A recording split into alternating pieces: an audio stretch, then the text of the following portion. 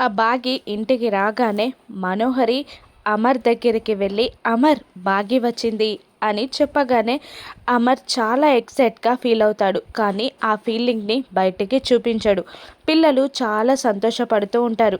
అమర్ పిల్లలు బయటికి నడుస్తూ ఉంటారు. బయటికి వెళ్ళగానే పిల్లల్ని చూసి బాగి చిన్నగా నవ్వగా పిల్లలు అమర్కి కనబడకుండా హాయ్ చెప్తారు బాగీకి.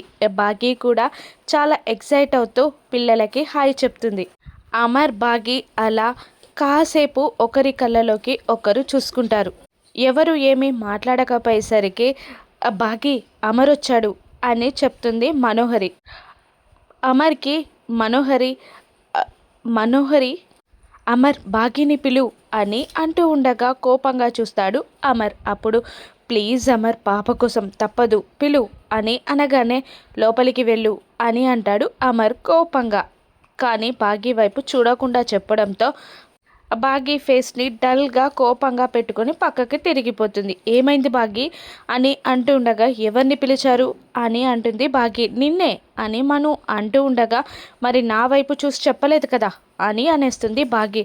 ప్లీజ్ అమర్ అని మళ్ళీ మనోహరి అమర్ని బ్రతిమిలాడగా లోపలికి వెళ్ళు అని బాగి వైపు కోపంగా చూసి చెప్తాడు అమర్.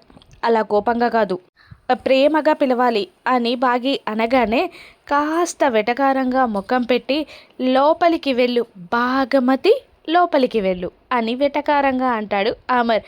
కానీ ఆ పిలుపుని సంతోషంగా తీసుకున్న బాగి నవ్వుతూ తన చేతిలో ఉన్న కూలింగ్ గ్లాసెస్ని స్టైల్గా ఒక చేత తిప్పుతూ మరొక చేత లగేజ్ బ్యాగ్ని తీసుకొని లోపలికి గడపలోకి అడుగుపెట్టి బాగి ఇట్స్ బ్యాక్ అని ప్రౌడ్గా అంటుంది. మనుని ఇక బాగి ఆడించబోయే ఆటేంటో రాను ఎపిసోడ్స్లో చూద్దాం. Thank you for watching.